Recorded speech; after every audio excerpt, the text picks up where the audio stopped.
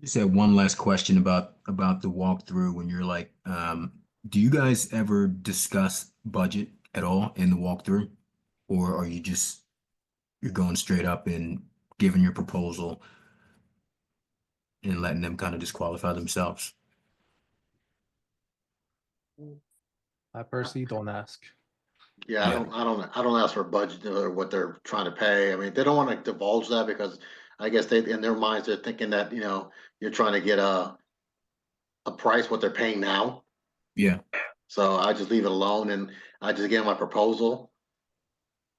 I mean, some of them will tell you what they're getting, what they're paying, and they're not happy, blah, blah, blah. But most of the time, like 99% of the time, I'll just walk through and not ask them. Okay. Rick, should you ask like what they're paying?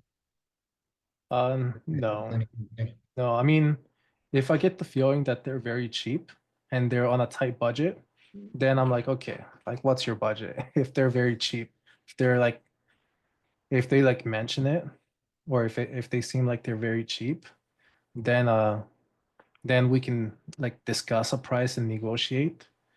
But most almost every time, most times we don't ask for the what's their budget. Um, I asked before, but it just doesn't look as professional.